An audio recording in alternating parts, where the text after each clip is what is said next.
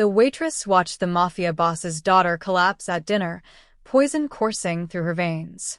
Everyone panicked, except one man who stayed too calm. So she stole $2 million from his vault, crossed state lines, and made a deal with his enemies. What she didn't know, saving that little girl would make her the most dangerous woman in his empire. The crystal chandelier above the Russo family dining table cast dancing shadows across 12 place settings of bone china that would never be used. Don Vittorio Russo didn't believe in wasted space, only wasted opportunities. Tonight, like most nights, only 3 plates held food, his own, his daughter's, and his consigliere's. Ana Morales moved silently between the kitchen and dining room, her worn shoes making no sound on the marble floor.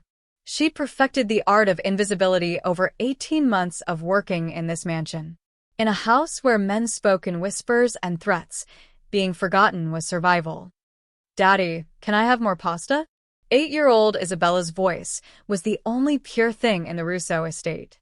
Her dark curls bounced as she smiled up at her father, tomato sauce dotting her chin. Vittorio's hard expression softened, the only crack in his armor. "Anything for you, Principessa," he gestured to Anna, without looking at her. "More for Isabella." "Right away, sir." Anna reached for the serving dish, but something made her pause. A smell. Faint. Bitter almonds, mixed with something metallic. Her grandmother had been a healer in Honduras before immigrating, and she taught Anna one crucial lesson: trust your nose before your eyes. The sauce looked perfect. Rich, red, homemade by the estate's chef. But that smell. "Actually, Mr. Russo, may I bring fresh pasta from the kitchen? This batch is getting cold." Marco Bianchi, the consigliere, looked up sharply. His fork stopped midway to his mouth. For just a second, something flashed in his eyes. Fear? Anger? It vanished so quickly Anna almost thought she'd imagined it. "The girl barely touched her food, and you're worried about temperature?" Marco's laugh was smooth as silk. "You're too devoted, Anna. Sit down, Isabella. Finish what you have." But Anna had already lifted the serving dish. "It'll only take a moment." Isabella said she wants more pasta. Vittorio's voice cut through the room like a blade.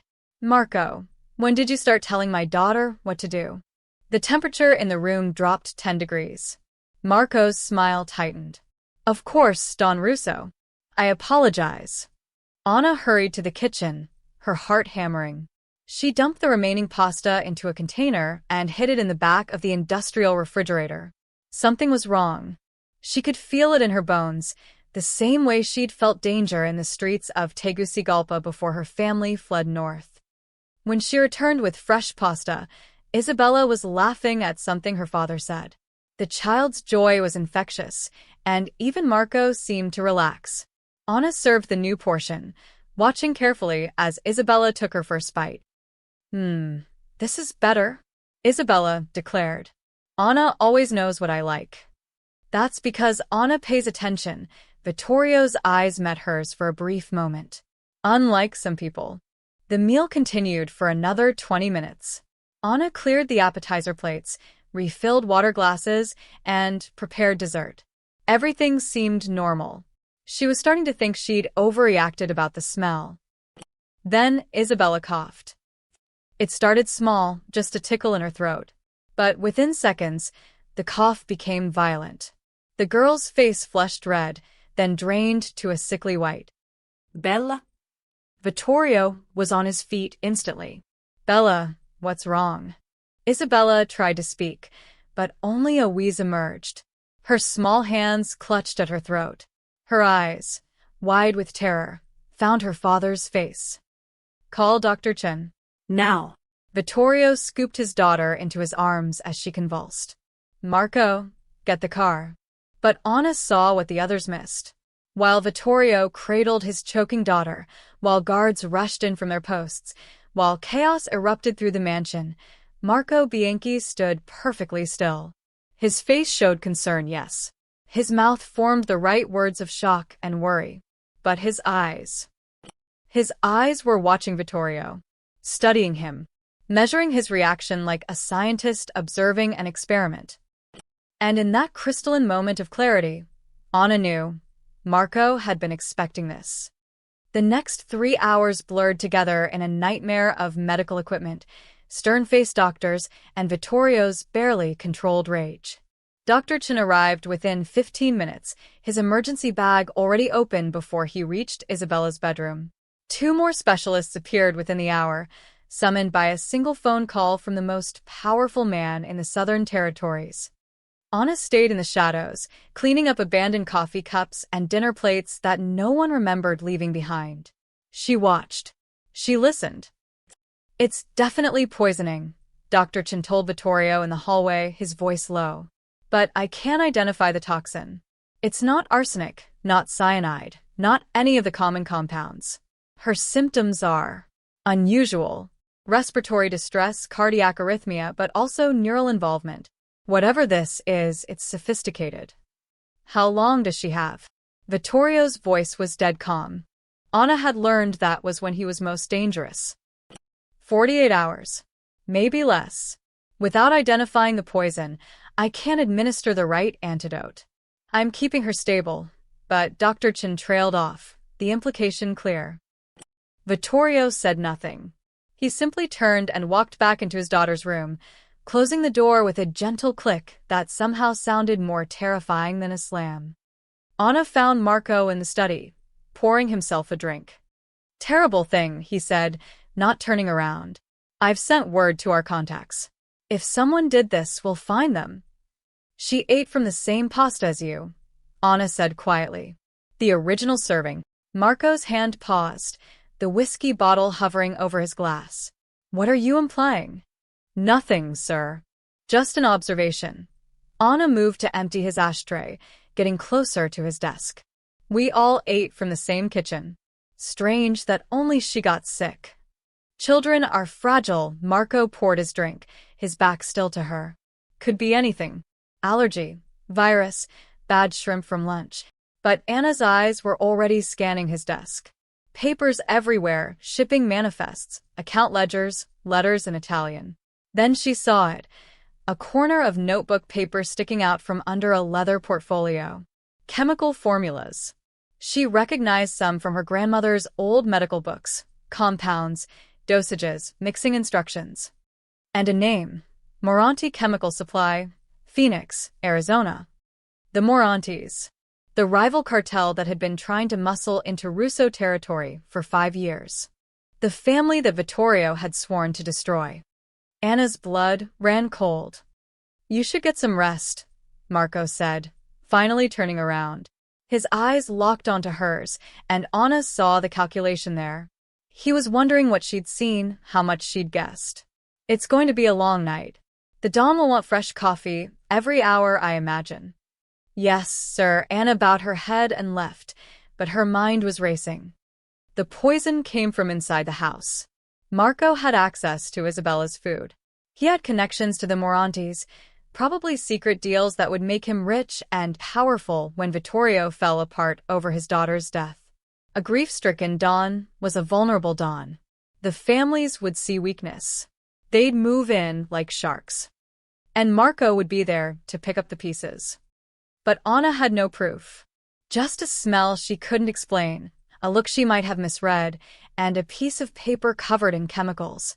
If she went to Vittorio with suspicions, he'd never believe her. She was just a maid. Marco was his oldest friend, his trusted advisor, the man who'd stood beside him for 15 years. Upstairs, she could hear Isabella crying out in her medicated sleep. The sound carved into Anna's heart. The child had been kind to her from day one, treating her like a person instead of furniture. Isabella asked about Anna's family, her hobbies, her favorite books. She drew pictures for Anna and hid them in her apron pockets, little gifts that made the long days bearable. Anna stopped outside Vittorio's private office and stared at the door. Behind it was the vault. She'd cleaned this room 100 times, had memorized every detail including the electronic keypad that Vittorio thought no one noticed him using. 0-4-1-3. April 13th, Isabella's birthday. Inside that vault was money. Lots of it. Enough to buy anything. maybe even a little girl's life. Anna pulled out her phone and Googled Moranti Chemical Supply Phoenix. The website was professional, clean, a front, obviously. But there was a contact number, an address, business hours. She looked at the time. 11:47 p.m. In Isabella's room, another cry of pain echoed through the walls. Anna made her decision. She would steal from the devil himself to save an angel. And whatever happened next, execution, torture, exile, would be worth it. If she was right about Marco, she was the only chance Isabella had. If she was wrong, she'd be dead by morning anyway. At 2:17 a.m., the Russo mansion finally fell silent. The doctors had sedated Isabella after her third seizure. Vittorio remained at her bedside, his hand wrapped around her small fingers. The guards had retreated to their posts, exhausted from hours of high alert. Anna waited in the servants' quarters until Maria, the head housekeeper, started snoring. Then she slipped out, barefoot, wearing black leggings and a dark sweater. Her maid's uniform lay folded on her bed. She might never wear it again. The office door was unlocked. Vittorio never locked internal doors. He didn't fear anyone inside his own walls. That arrogance would cost him 2 million euros tonight. Anna's hands trembled as she approached the vault, hidden behind a false panel in the bookshelf. She pressed the books in sequence: The Prince, Art of War, The Godfather, and the panels slid open with a whisper of machinery. The keypad glowed blue in the darkness. 0-4-1-3. She held her breath and pressed the numbers. A soft beep. The heavy door clicked open. Inside, stacks of currency-filled metal shelves. Euros, dollars, pounds, organized by denomination and bundled with paper bands. Anna grabbed a leather briefcase from the corner and began filling it with euro notes. She took only hundreds and 500s, nothing that would be immediately missed from a quick visual check. 2 million. That's what the dark web forums said a custom antidote formula cost from black market chemists. She'd spent the last hour researching on her phone, her broken screen device connecting her to an underworld she'd hoped never to enter again. The briefcase filled quickly. She was zipping it closed when footsteps echoed in the hallway. Anna froze, her heart stopping. The steps were slow, deliberate. They paused outside the office door. She couldn't close the vault. The mechanism was too loud. Couldn't hide. There was nowhere to go. She pressed herself against the wall behind the open vault door and waited. The footsteps moved on. A guard doing rounds, nothing more. Anna counted to 60, then sealed the vault and reset the bookshelf. She grabbed the briefcase and slipped out through the servants' entrance, the same door she'd used every morning for 18 months. The night air hit her face like freedom and damnation mixed together. By 4 a.m., Anna was on a Greyhound bus heading to Phoenix, Arizona. She'd paid cash for the ticket at a 24-hour station downtown, giving a fake name to the board clerk. The briefcase sat in her lap, too valuable to trust to the overhead compartment. She'd stopped at an all-night pharmacy and bought cheap makeup, reading glasses, and hair dye. In the cramped bus bathroom, she transformed herself. Brown hair became black. Contacts changed her eye color from hazel to dark brown.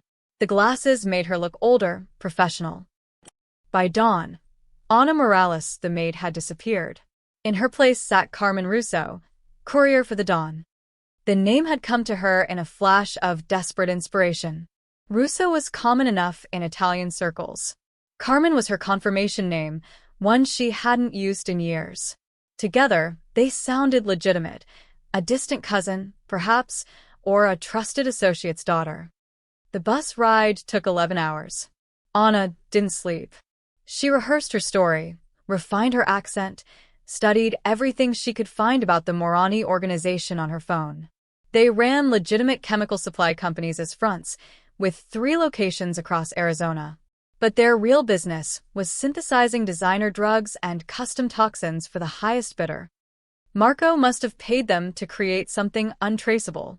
Something that would look like natural causes after a few days, a tragic heart condition perhaps, or an undiagnosed allergy.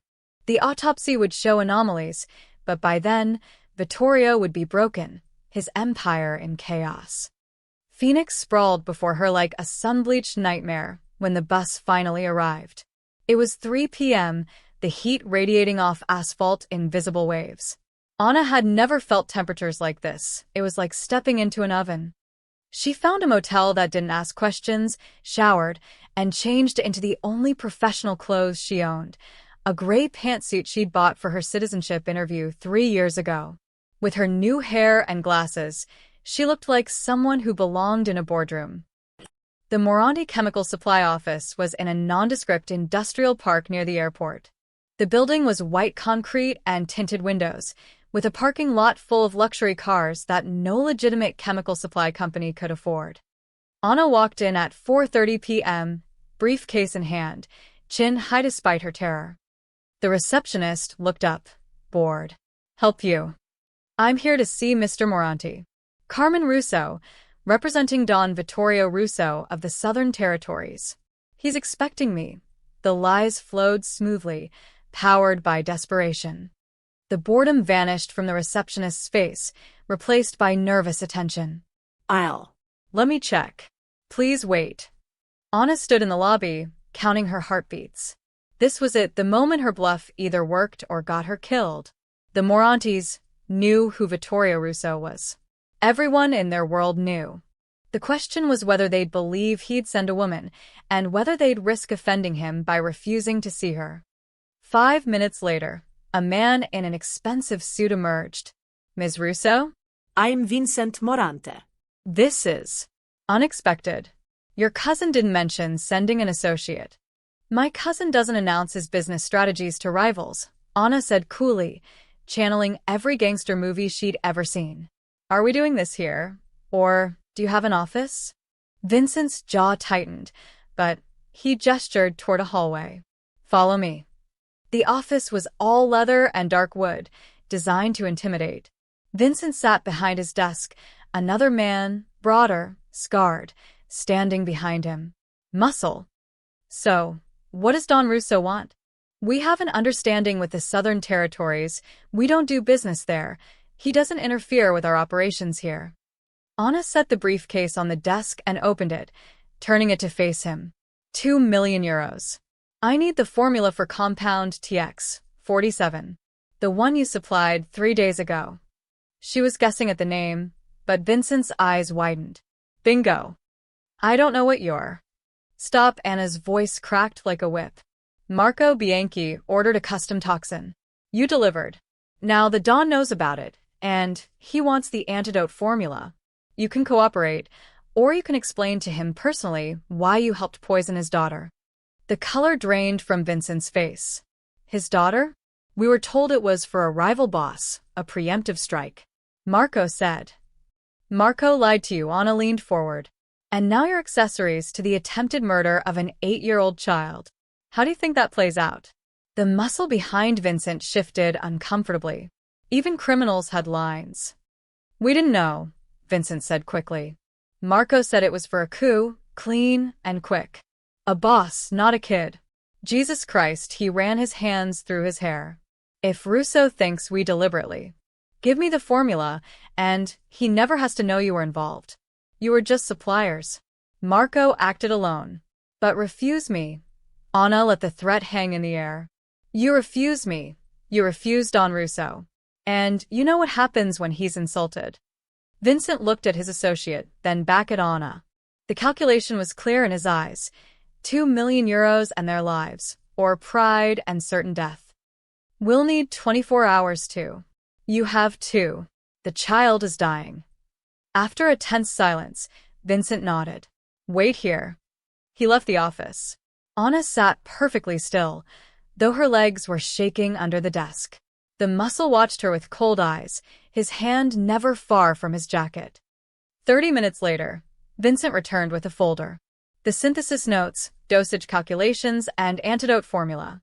Everything Marco bought from us. Anna took the folder without looking at it. "Your business with the Russo family is concluded. Forget this meeting happened." She walked out with the briefcase still full of money and the folder clutched to her chest. not daring to believe it had worked until she was 3 blocks away. But she didn't see Vincent's associate make a phone call as she left. Didn't hear him say, "Russo's maid just bought the poison formula." Yeah, the maid. Something's wrong, call the other families. This could be our opening. Anna made it back to the mansion in record time, a red-eye flight using her real passport, a decision born of desperation rather than logic. She clutched the folder inside her jacket, the formulas that could save Isabella pressed against her racing heart. The briefcase full of money sat at her feet. She hadn't spent a single euro. Dawn was breaking over the Russo estate when the taxi dropped her at the service entrance. The house looked different somehow, sharper, more alert. Every window seemed to watch her approach. She paid the driver and stepped onto the gravel driveway. Her feet had barely touched the ground when they appeared. 6 men, armed, emerging from the shadows like wolves. Tony Gallo, head of security, led them. His face was stone. "Ana Morales, you're coming with us. I need to see the Don." "You'll see him all right." Tony grabbed her arm, his grip bruising. "After you explain why his vault is 2 million euros light." Anna's stomach dropped. They'd discovered it already. Of course they had. Vittorio was meticulous about his money. He probably inventoried the vault daily. "I can explain, I have." She reached for the folder, but another guard seized her other arm. The briefcase fell, popping open. Stacks of euros spilled across the driveway. "Well, look at that," Tony said, his voice dripping with disgust. "Didn't even spend it yet. What was the plan, Anna? Wait for the kid to die and slip away in the chaos." No. "I went to Phoenix, too." "Shut up." Tony dragged her toward the house. The other guards formed a tight circle around her, weapons drawn. They weren't taking chances. Inside, the mansion buzzed with barely controlled fury. Staff members pressed against walls as Anna was marched through, their faces mixing pity and judgment. Maria, the head housekeeper, crossed herself and looked away. They threw Anna into the wine cellar, a converted holding cell that had seen more than its share of traitors. The heavy door slammed shut, leaving her in darkness broken only by a single bulb swinging from the ceiling. Hours passed. Or maybe minutes. Time lost meaning in the underground silence. Anna clutched the folder, smoothing its edges, praying she'd get a chance to explain before they put a bullet in her head. Upstairs, she later learned, Marco Bianchi was delivering his performance of a lifetime. 2 million euros, Vittorio. Your own maid. Marco paced the Don's office, his face flushed with calculated outrage. While your daughter fights for her life, this woman steals from you.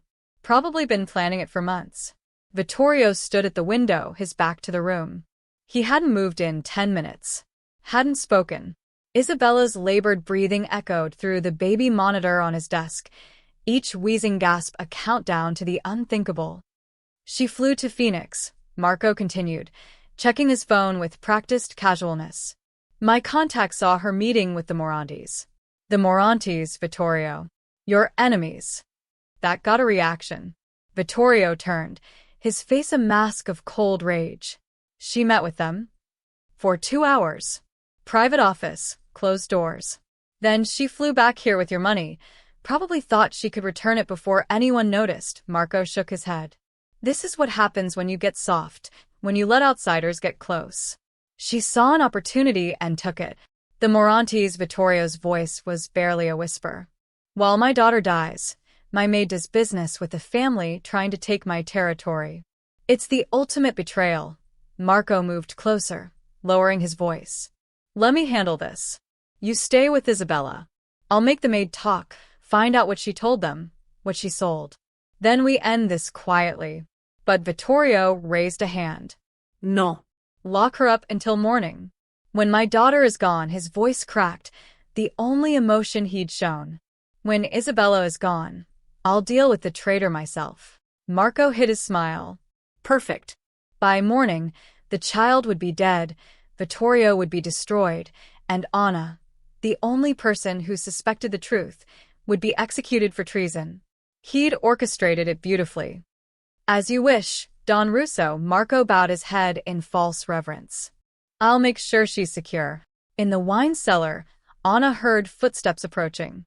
The door opened, and Luca Romano stepped in, a young guard she'd known since he'd started working at the estate 6 months ago. Unlike the others, his face showed conflict rather than contempt. I'm supposed to check you for weapons, he said quietly. Luca, please, I need to see the Don. I have something that can save Isabella. You stole 2 million euros and met with his enemies. Luca's voice was anguished. How could you, Anna? We all trusted you. Isabella loved you. I went to Phoenix to buy this. Anna thrust the folder at him. It's the antidote formula. Isabella was poisoned, Luca. Someone in this house poisoned her, and I needed the formula to save her life. Luca stared at the folder, not taking it. That's insane. Who would? Marco Bianchi. The name hung in the air like a bomb. Luca stepped back, his hand moving instinctively to his weapon. You're accusing the consigliere? Anna, they're going to execute you at dawn. Don't make it worse with crazy conspiracy theories. Look at the folder. It's from Moranti Chemical Supply. They created the poison. Marco ordered it 3 days ago. I saw the paperwork in his study. He's working with the Morantis to destroy the Don. Then why would you steal money and go to them? If you had proof, you should have. Vittoria would never believe me. Anna's voice broke. I'm nobody. A maid from Honduras who cleans toilets and serves pasta. Marco is his oldest friend. I needed the antidote to prove I was right, to save Isabella before it was too late. Luca looked at the folder, then at Anna. She could see him wrestling with it, trained loyalty versus human doubt. Please, Anna whispered. If I'm lying, Isabella dies anyway, and you can execute me with a clear conscience. But if I'm right and you do nothing, an innocent child dies because we were all too afraid to question Marco Bianchi. The silence stretched between them. Upstairs, through the floorboards, they could hear raised voices. Dr. Chen shouting orders. A machine beeping frantically. Luca snatched the folder from Anna's hands. I'll give it to Dr. Chen. If you're lying, if this makes things worse. It won't. I swear on my life. Your life's already forfeit, but Luca's eyes were softer now, less certain. The Don ordered your execution at dawn. Said you'll answer for this when his daughter is gone. Then we have until dawn. Anna grabbed the bars of her cell. Tell Dr. Chen the poison is a custom synthetic compound, TX 47. The antidote synthesis is on page 4. The dosage calculations are based on Isabella's weight. I made sure they. How do you know her weight? I helped the nurse measure her last month for new school uniforms. Anna's voice was fierce now, urgent. I know everything about that little girl, Luca. I know she's allergic to strawberries, that she can't sleep without her rabbit nightlight, that she wants to be a veterinarian when she grows up. I didn't steal from her father to betray her. I stole to save her life. Luca looked at her for a long moment, then nodded once. If you're wrong, God help you. If I'm wrong, God help us all. He left, taking the folder with him. The door locked behind him with a final sounding click. Anna slid down the wall and sat on the cold concrete floor, her hands shaking now that the adrenaline was fading. She'd done everything she could. The rest was up to fate, science, and whether one conflicted guard would risk his career on the word of a desperate maid. Through the ceiling, Isabella's monitor crackled with another weak, rattling breath. Anna closed her eyes and prayed in Spanish, the words her grandmother had taught her, begging God for a miracle she wasn't sure she deserved. Outside her cell, the eastern sky began to lighten. Dawn was coming. The first rays of sunlight cut through the wine cellar's small window like divine judgment. Anna hadn't slept. Every sound from above, footsteps, voices, the mechanical hum of medical equipment, sent her heart racing with hope or dread. At 6:47 a.m., the door burst open. Tony Gallo stood there, his face unreadable. Behind him, 2 more guards. On your feet. The Don wants you upstairs. Anna's legs nearly gave out as she stood. This was it. Isabella must have died during the night, and now Vittoria would extract his revenge personally. She'd failed. The formula had been wrong, or too late, or... Move, Tony grabbed her arm, pulling her up the stairs. The mansion was eerily quiet. Staff members lined the hallways, their faces solemn. Some cried. Others stared at Anna with undisguised hatred. Maria spat at her feet as she passed. They led her past Isabella's room. The door was closed, but Anna could hear voices inside. Urgent, but not panicked. Not grieving. Something else. Tony pushed her into Vittorio's study and forced her into a chair. The Don sat behind his massive desk, his face haggard. He looked like he'd aged a decade overnight. Marco stood beside him, one hand on Vittorio's shoulder in a gesture of support that made Anna's skin crawl. Do you have anything to say before sentence is carried out? Vittorio's voice was empty, hollowed out by grief. Ana liftet herçin. Did Dr. Chin receive the formula? Did he give Isabella the antidote? Marco's hand tightened on Vittorio's shoulder. Unbelievable. Even now, she maintains this fiction about. I asked the Don, not you. Anna's eyes never left Vittorio's face. Your daughter was poisoned with a synthetic compound called TX-47. I went to Phoenix to buy the antidote formula from the Moranis because someone in this house, someone you trust, paid them to create the poison. I stole your money to save your daughter's life. If that makes me a traitor, then kill me. But tell me first, did Dr. Chin use the formula? Vittorio stared at her, his expression unreadable. The silence stretched so long that Anna thought he wouldn't answer. Then, he did. Anna's heart leaped. And nothing. You brought chemical formulas from our enemies and convinced a guard to give them to my daughter's doctor. He administered some experimental compound at 3 a.m. based on the word of a thief. Vittorio stood, his movements slow and deliberate. You could have killed her faster. But I didn't. Anna's voice was steady now. Is she dead, Mr. Russo? Not yet. The words were bitter. Not yet. Then there's still hope. Hope. Marco laughed, the sound sharp. She's brain damaged from the seizures, Vittorio. Even if she survives, she'll never be the same. This woman's interference. A sound cut through the room. Distant but clear. A child's cough. Not the violent, choking gasps of the night before. A normal cough, followed by a weak voice. Daddy? Vittorio's head snapped toward the door. His eyes went wide. Daddy, I'm Festi. The Don moved faster than Anna had ever seen him move. He sprinted from the study, Marco, and the guards close behind. Anna stayed in her chair, her hands gripping the armrests, afraid to believe what she'd just heard. Footsteps thundered overhead. Shouts, not of anguish, but of disbelief. Dr. Chen's voice, loud and professional. Her vitals are stabilizing. Heart rate normalizing. Respiratory function improving. Then, cutting through everything, Isabella's small voice. Why is everyone crying? I just want apple juice. Anna's vision blurred with tears.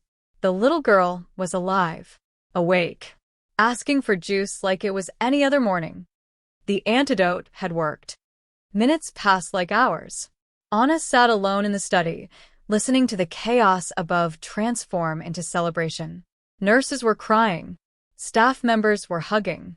Someone started praying loudly in Italian. When Vittorio finally returned, his face was transformed. The haunted look was gone, replaced by something Anna had never seen in him before. Pure, overwhelming relief. His eyes were red-rimmed, his cheeks wet with tears he hadn't bothered to hide. Behind him, Marco's face was ashen. She's awake, Vittorio's voice broke. She's asking for her rabbit. For breakfast. For he couldn't continue. He sank into his chair, covering his face with his hands. Don Russo, Anna's voice was soft. I kept my promise. Your daughter lives. Vittorio looked up at her, and for the first time, really saw her. Not a maid. Not a servant. A person who had risked everything when no one else could. Dr. Chun says the antidote was perfect. Precisely calibrated for her weight, her age, the specific toxin. He says Vittorio's voice hardened. He says whoever created this formula knew exactly what poison was used, that it would be impossible to create an antidote without detailed knowledge of the original compound. Marcos shifted uncomfortably. Well, obviously the Morantes knew everything. Anna stood, her fear replaced by righteous anger. They knew because they created both the poison and the antidote. They knew because someone ordered TX-47 from them 3 days before Isabella collapsed. Someone with access to her food. Someone who wanted this family destroyed. These are serious accusations, Marco said, his voice smooth but his eyes dangerous. Made by a woman who stole 2 million euros and conspired with our enemies. Vittorio, you can't possibly. Where's the money, Anna? Vittorio interrupted. In the briefcase on your driveway. I didn't spend any of it. I only needed the formula. The Moranis gave it to me when I told them you knew about their involvement in poisoning your daughter. They panicked, blamed Marco Bianchi for lying to them about the target. They thought it was a rival boss, not a child. The room went dead silent. What did you say? Vittorio's voice was dangerously quiet. They said Marco told them it was for a coup. A quick, clean kill of a rival. When I said it was Isabella, they gave me everything. They didn't want you coming after them for killing a little girl. Marco laughed, but it sounded hollow. This is absurd. I've been your friend for 15 years. This woman is a criminal who... Show me the briefcase, Vittorio said to Tony. The head of security left and returned minutes later with a battered case. He opened it on the desk.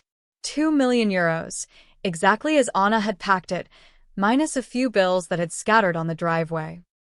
She brought it back, Tony said, his voice uncertain now. All of it. Because I never wanted the money. Anna's voice rang clear. I wanted Isabella to live. I needed the formula, and the only way to get it was to pretend I had your authority. The Moranis believed me because I had your vault codes, your money. They thought I was your courier. Vittorio turned to Marco slowly. You were with me when I set those codes. You're the only other person who knows Isabella's birthday is 0-4-1-3". Vittorio, you're exhausted. You're not thinking clearly. How did Anna know to go to Phoenix? Vittorio continued, his voice growing colder. How did she know which company to contact? How did she know the designation TX-47? She probably. I saw the purchase order in your study. Anna's words fell like hammer blows. 3 nights ago, when Isabella first collapsed. You were too calm, Mr. Bianchi. While everyone panicked, you just watched. So I searched your desk and found chemical formulas, supply chain documents, and shipment confirmations from Moranti Chemical Supply. All signed with your name. Marco's composure finally cracked. You broke into my study? You violated my private. Did you order TX-47 from the Morantis? Vittorio stood, his full height and presence filling the room. Of course not. This is a setup, can't you see? She's working with them, probably has been for months. They're trying to destroy us from within, and you're falling for her. Then you won't mind if I call Vincent Morandi right now and ask him. Vittorio pulled out his phone. For just a second, barely a heartbeat, Marco's mask slipped entirely. Anna saw the calculation in his eyes, the trapped animal panic, the rage of a plan unraveling. Then he lunged for the door. Tony caught him before he'd taken 3 steps, slamming him against the wall with enough force to crack the plaster. 2 other guards had their weapons drawn instantly. Close the doors, Vittorio said softly. No one leaves until I'm done cleaning house. Marco struggled against Tony's grip, his polished facade completely shattered. Vittorio, please let me explain. Explain what? How you tried to murder my daughter. How you betrayed 15 years of friendship. The Don's voice was colder than Anna had ever heard it. How you thought I'd fall apart and let you pick up the pieces. It wasn't supposed to be this way. You've gotten weak, Vittorio. The families see it. Someday, someone was going to move against you and I... So you decided to be that someone. Vittorio nodded slowly. Take him to the basement. I'll deal with him when I'm ready. As the guards dragged Marco away, his eyes found Anna's. The hatred there was pure and absolute. You stupid girl, he hissed. You have no idea what you've done. No idea what's coming. Then he was gone, his protests echoing down the hallway until a door slammed and cut them off. Anna stood alone with Vittorio in the study. The morning sun streamed through the windows, illuminating dust motes that danced like tiny stars. You saved my daughter's life, Vittorio said finally. You risked everything, your freedom, your life, for a child who wasn't yours. She deserves a future, Mr. Russo. Every child does. Vittorio studied her for a long moment. My men tell me the staff is calling you. The thief who saved the Don's blood, they're split. Half want you executed for the vault, half want you honored for saving Isabella. And what do you want, sir? The Don walked to his window, looking out over his estate. I want to know why. Why would a maid risk everything? You could have run with the money, could have disappeared. Why come back? Anna thought of her grandmother, of Sunday masses in Tegucigalpa, of her mother teaching her that some things mattered more than survival. Because Isabella calls me by my name, she said simply. In this house full of men who see me as furniture, she sees me as a person. That's worth dying for. Vittorio turned, and Anna saw tears on his face again. Go to her, he said. She's been asking for you.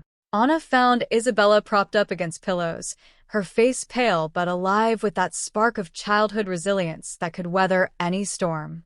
The girl's eyes lit up when Anna entered. Anna. They said you went away. I had bad dreams. Isabella reached out her small hand. Anna took it gently, fighting back tears. I'm here now, Principessa. I'm not going anywhere. Good. Because nobody reads stories like you do, Isabella smiled, then yawned. I'm really tired, but Daddy says I'm going to be okay. He was crying. I've never seen Daddy cry. He was very worried about you. Were you worried too? Anna squeezed the girl's hand. More than you know. She stayed with Isabella until the child drifted back to sleep, her breathing steady and strong. Dr. Chin monitored vitals from a chair in the corner, occasionally checking his equipment with the relieved expression of a doctor who just witnessed the impossible. When Anna finally left the room, she found the mansion transformed. Staff members who'd spat at her that morning now nodded respectfully. Some even smiled. Word had spread. The maid had saved the Don's daughter. But Anna felt no triumph. Only exhaustion and the creeping certainty that Marco's words, "You have no idea what's coming," weren't an empty threat. She was right. That afternoon, Vittorio summoned her to his private dining room. She entered to find him sitting alone at the long table, a bottle of expensive wine open before him. He poured 2 glasses without asking. Seek. Anna sat, uncomfortable with the intimacy of the moment. Dons didn't drink with maids. I need to understand something, Vittorio said, pushing a glass toward her. How did you know the formula would work? You're not a doctor. Not a chemist. You risked everything on information from my enemies. My grandmother was a healer. She taught me about poisons, antidotes, how the body responds to toxins. When I saw Isabella's symptoms, the specific progression, the respiratory failure combined with cardiac issues, I recognized the pattern. It matched old formulas in my grandmother's journals, but more sophisticated, modern. And you remembered all that. I remember everything about survival, Mr. Russo. When you grow up poor in Honduras, you learn which plants heal and which ones kill. You learn to read people, to spot danger, to trust your instincts. Anna met his eyes. My instinct said Marco was wrong. And, in this house, being wrong about something like that gets you killed. Vittorio nodded slowly. You read him better than I did. 15 years, and I never saw it. You weren't supposed to. He's been planning this for a long time. Tell me what you know. Anna laid out everything, the chemical formulas in Marco's study, the shipping manifests from Morandi Chemical Supply, the way Marco had watched Vittorio's reaction instead of Isabella's suffering. Vittorio listened without interrupting, his face growing darker with each revelation. He mentioned details. Anna finished. When I confronted him in the study this morning, before he ran, he knew about the seizures, the specific cardiac symptoms. No one told him those details. We were all kept out. Only Dr. Chun, and you were in that room. But Marco asked for updates. Vittorio said slowly. I told him. Christ. I told him everything. How she was failing, what the symptoms were. And he already knew because he designed them. Vittorio's hand tightened around his wine glass. I need to hear it from him. I need him to admit what he did. He won't. Men like Marco never confess. They justify.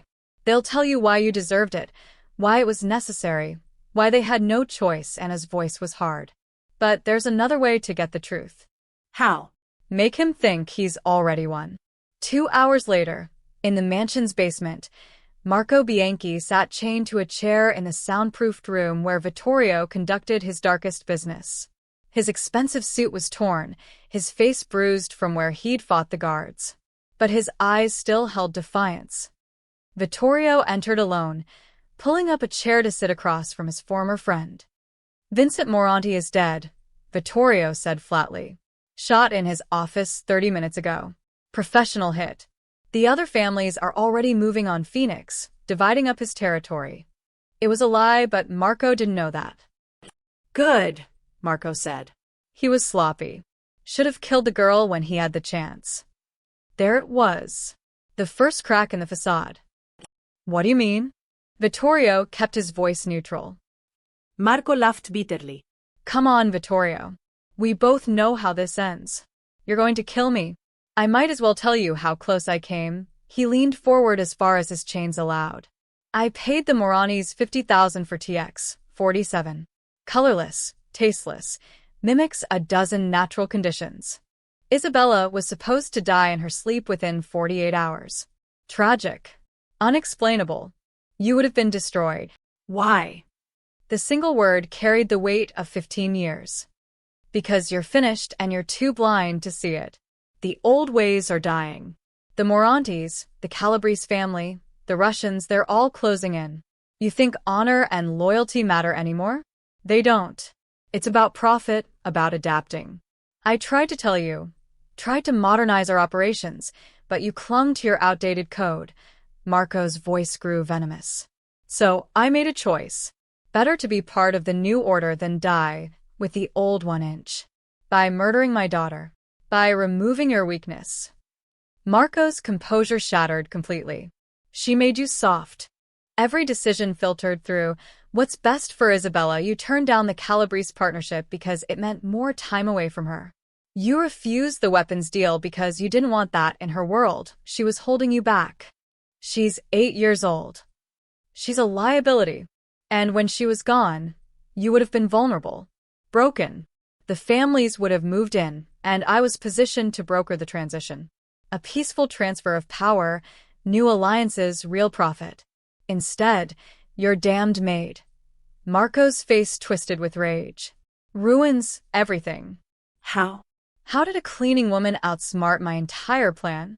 Because she saw what I couldn't. Vittorio stood, his voice cold as winter. She saw the truth about you. Behind the two-way mirror, Anna watched with Tony and 3 other guards. Dr. Chen stood beside her, recording everything on his phone at Vittorio's request. He actually admitted it, Dr. Chen whispered, horrified. 15 years of friendship, and he poisoned a child. He never saw her as a child, Anna said quietly. Just an obstacle. On the other side of the glass, Marco was still talking, the words pouring out now in a toxic flood of justification and rage. I had it all planned. The Morantis would take Phoenix, I'd take your territories, and we'd split the profits. A new era, Vittorio. But you were so busy playing the devoted father, he spat the words like curses, that you couldn't see the empire crumbling around you. My empire is stronger than ever, Vittorio said softly, because it's built on something you never understood. What? Love. Marco laughed.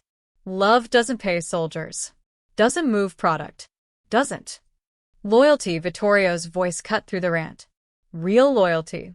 The kind that makes a maid risk her life for a child who isn't hers.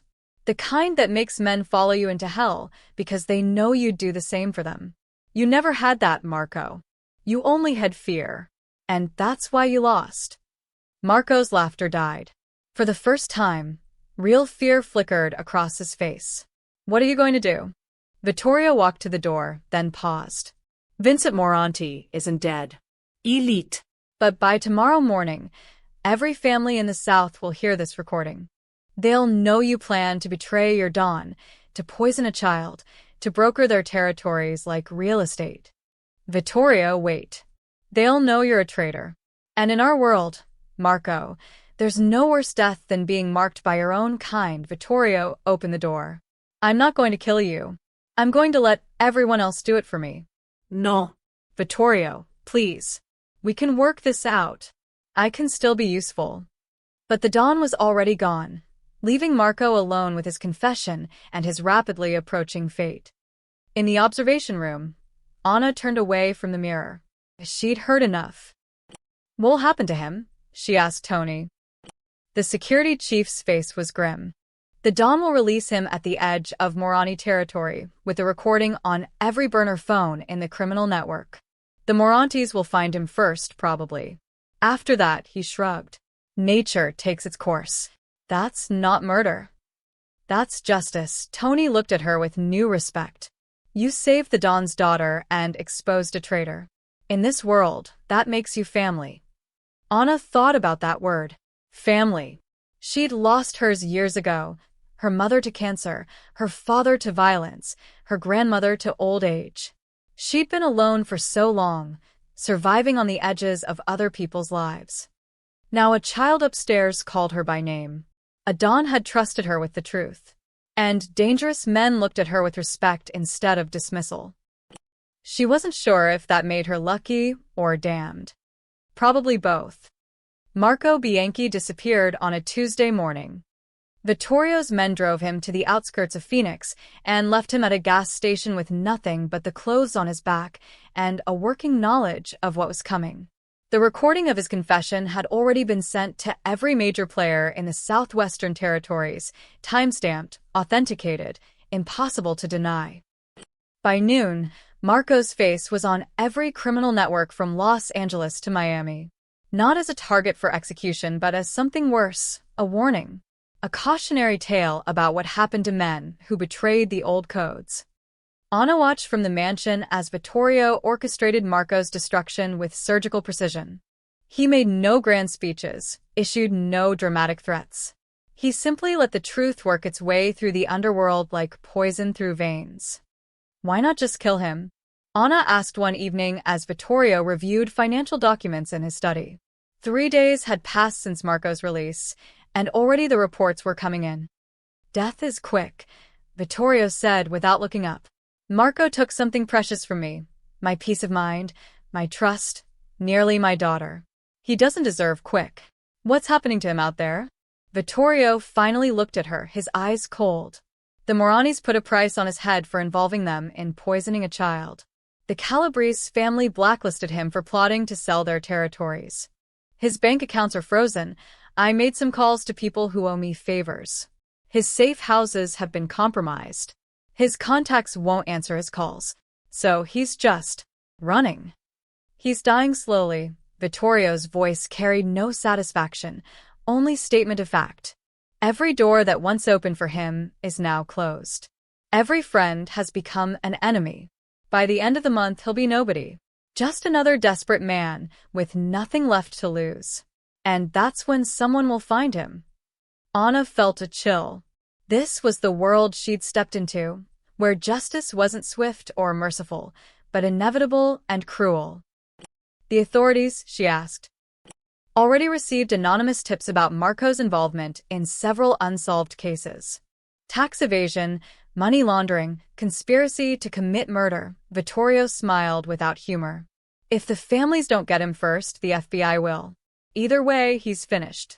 Within a week, the pieces fell into place exactly as Vittorio predicted.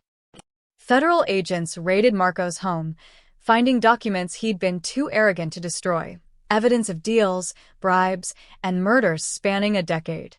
His lawyer stopped returning calls. His mistress sold her story to a tabloid. His elderly mother, living in a nursing home he'd paid for, received notice that the payments had stopped.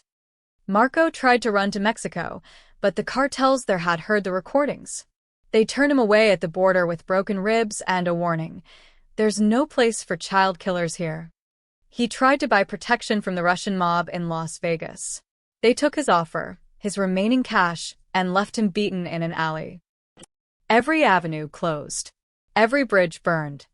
He called yesterday, Tony told Anna one morning as she helped prepare Isabella's breakfast. Used to burn her phone, begging to speak to the Don. Said he had information to trade. What did Mr. Russo say? Hung up without a word. Tony poured coffee, his face thoughtful. You know what's strange? The Don isn't celebrating. Isn't even watching the reports anymore. He's just moved on. Anna understood. Vittorio hadn't destroyed Marco for revenge. He'd done it to send a message. Betray the Russo family, and you don't just die, you're erased. Your name becomes a cautionary tale. Your legacy becomes a warning. It was more effective than any execution. By the third week, Marco's name stopped appearing in the network chatter. People stopped speculating about where he'd gone or who would find him first. He simply ceased to matter. Then, on a humid morning in late summer, a jogger found a body in the desert outside Tucson. Male, mid-40s, dead from dehydration and exposure. No identification, no wallet, no phone. Just a man who'd wandered into the wasteland and never came out. The local authorities ran fingerprints. Marco Bianchi, wanted for questioning in multiple federal investigations. They called it an accident, a desperate man running from the law who made poor survival choices. The criminal world knew better. When the news reached the Russo estate, Vittorio was having breakfast with Isabella. The girl was fully recovered now, back to her energetic self, chattering about her upcoming return to school. Tony approached discreetly and whispered in the Don's ear.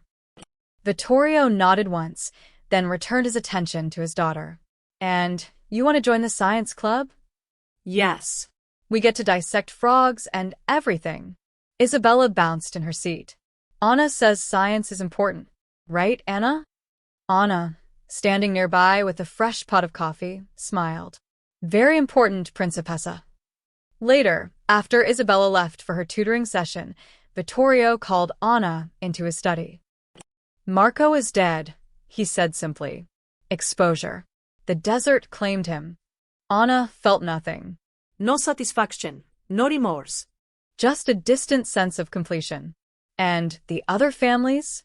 Satisfied. They see that justice was served without bloodshed in their territories. No wars, no retaliation, just consequences. Vittorio poured 2 drinks, whiskey this time. I've been thinking about my empire, Anna. About what Marco said. Sir? He wasn't entirely wrong. The old ways are changing. The families that survive will be the ones that adapt. Vittorio handed her a glass. But adapt doesn't mean abandon everything. It means keeping what matters and cutting away the rot. What are you going to do? Restructure. The men who stood with Marco, who shared his vision of profit over honor, they're being reassigned. Demoted.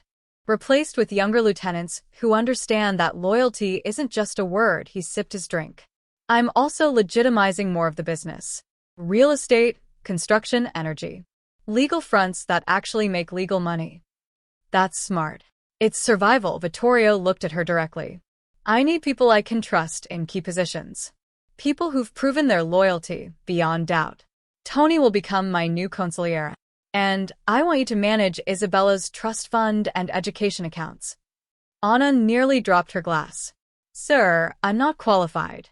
You stole 2 million euros from my vault, traveled across state lines, negotiated with my enemies, and brought back exactly what you promised. That's more qualification than most of my accountants have. Vittorio's expression softened slightly. My daughter trusts you. After everything that's happened, that means something. I'm honored, but nothing. You'll be compensated appropriately. Your immigration status will be secured, green card, citizenship, whatever you need. You'll have an office here, access to the household accounts, and a salary that reflects your new position. He raised his glass. You saved my daughter's life, Anna. Let me save yours in return. Anna thought about it. A real job. Legal status. Security. Everything she dreamed of since crossing the border with nothing but hope and determination. "What about the staff?" she asked. "Some of them still think I'm a thief." "Then prove them wrong. Not with words, with actions. Show them that loyalty and courage matter more than where you come from or what you've done." Vittorio's voice hardened slightly. "And anyone who can't accept that can find employment elsewhere." That afternoon, Vittorio called a household meeting. Every staff member, every guard, every person who worked on the estate gathered in the main hall. 3 weeks ago, someone tried to destroy this family from within, Vittorio began, his voice carrying through the room. "A man I trusted more than anyone used that trust to poison my daughter. He would have succeeded, but for the courage of one person who saw what others missed." Eyes turned to Anna, standing near the back with Maria and the other household staff. Ana Morales risked everything to save Isabella. She broke my rules, yes. Stole my money, yes. But she did it for the right reasons, and she came back to face the consequences. Vittorio's gaze swept the room. "From this day forward, she is not a maid. She is Isabella's caretaker and financial guardian. She is family. Anyone who has a problem with that can collect their final paycheck and leave." Silence. Then, slowly, Tony began to clap. Other guards joined in. Within moments, the entire room was applauding, some genuine, some obligatory, but all respectful. Maria approached Anna afterward, her eyes wet. "I'm sorry," the old housekeeper said. "I said terrible things. Called you a traitor. I should have known better." "You are protecting the family you serve," Anna replied gently. "I understand. Still, What you did. Not many would have that courage." Maria squeezed her hand. "Welcome to the real family, Mija." As the crowd dispersed, Anna stood in the grand hallway of the Russo mansion, no longer a servant in someone else's home, but something else entirely. She wasn't sure what yet, but for the first time in years, she felt like she belonged somewhere. Upstairs, Isabella's laughter echoed through the halls, bright and alive. And somewhere in the Arizona desert, the wind was already covering Marco Bianchi's grave with sand, erasing the last traces of a man who'd forgotten that some things, honor, loyalty, love, couldn't be bought or sold. Only earned. Or lost forever. The transformation of the Russo Empire began quietly, in the small hours when Vittorio couldn't sleep. He'd stand at Isabella's doorway, watching her chest rise and fall with the steady rhythm of life, and think about how close he'd come to losing it all. Not his money, not his territory, but the one thing that actually mattered. "You're doing it again," Anna said softly one night, finding him there at 2 a.m. Vittorio didn't startle. He'd grown used to her presence, the way she moved through the house like a guardian spirit. Doing what? Counting her breaths. Making sure she's real. He smiled faintly. "Is it that obvious? To someone who did the same thing for 3 weeks straight?" "Yes." Anna stood beside him, both of them watching the sleeping child. "She's okay, Mr. Russo. She's going to stay okay. Because of you. Because she's strong. Like her father." Vittorio turned to look at her, really look at her. Not the maid he'd barely noticed for 18 months, but the woman who'd risked everything, without hesitation. "I built an empire on fear," he said quietly. "I taught men to obey through threats, through violence, through the certainty that crossing me meant death. And I thought that was strength. It is one kind of strength. It's hollow." His voice carried a weight Anna had never heard before. "Marco feared me for 15 years. Obeyed me perfectly. Stood at my side through wars and negotiations. And the moment he saw an opportunity, he tried to murder my child. All that fear, all that power, it meant nothing." Anna chose her words carefully. "Fear makes people obey, but it doesn't make them loyal." no. "It doesn't." Vittorio's gaze returned to Isabella. "You know what you reminded me of? What I'd forgotten." "What?" "Trust." The word came out rough, like he was speaking a foreign language. "Real trust. The kind that doesn't need threats or chains. You trusted that I'd eventually see the truth about Marco. That saving Isabella mattered more than your own life. That's not fear. That's something else entirely. That's what people do for children, Mr. Russo. Any decent person would have. No, he cut her off gently. Most people would have looked the other way. Or gone to me with suspicions I would have ignored. Or taken the money and run. You did the only thing that could have worked, knowing it would probably get you killed, he paused. I spent years teaching men to fear me. You reminded me what trust can do. The words hung in the air between them, heavy with implication. Over the following weeks, the household noticed changes. Vittorio started eating breakfast with Isabella every morning instead of conducting business through dawn. He asked his guards about their families, remembered their children's names, attended their weddings. When a junior lieutenant made a costly mistake with a shipping route, instead of the expected brutal punishment, Vittorio sat him down and asked, "What did you learn?" The young man had stammered, confused, expecting violence. I learned to double-check coordinates, Don Russo. To verify routes personally rather than trusting secondary sources. Good. Don't make the same mistake twice, and that was it. No broken bones, no public humiliation. Just a lesson learned and a second chance given. The change rippled through the organization like a stone dropped in still water. The dawn's gone soft, some of the older guards muttered. That maid's gotten into his head.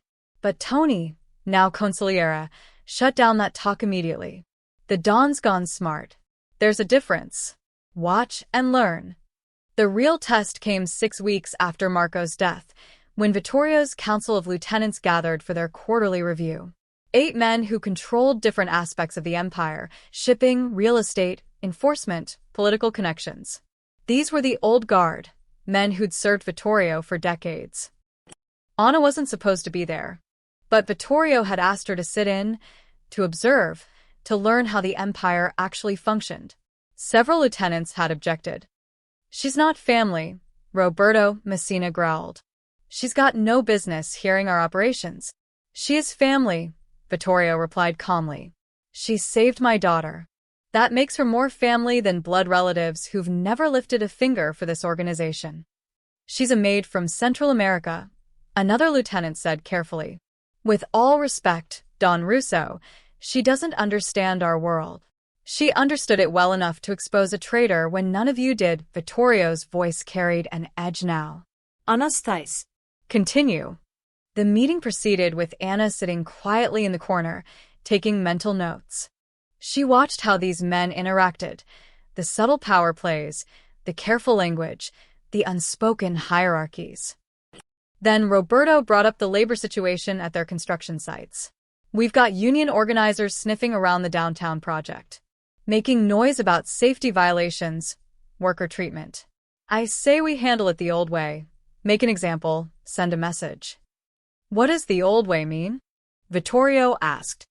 Roberto's shifted uncomfortably. Accidents happen on construction sites, Don Russo. A organizer takes a fall, the others get the hint. Silence fell over the room. The old Vittorio would have nodded, would have authorized the violence without a second thought. Fear kept workers in line, kept unions scared, kept profits high. But Anna saw something different in his eyes now. No, Vittorio said simply. Roberto blinked. Sir? I said no. We don't kill union organizers. We negotiate. Vittorio leaned back in his chair. What are their actual demands? Better safety equipment, health insurance, wage increases. The usual socialist nonsense. How much would it cost to meet their demands? Roberto sputtered. Don Russo, we can't just give in to. How much? Maybe. $500,000 annually across all sites. But it sets a precedent. Other workers will expect. Good. Let them expect it. Budget the changes and implement them within 60 days. Vittorio's voice was steel. I want our construction sites to become models of worker safety. Best equipment, best practices, competitive wages. That's not how we do business. Roberto's face flushed red.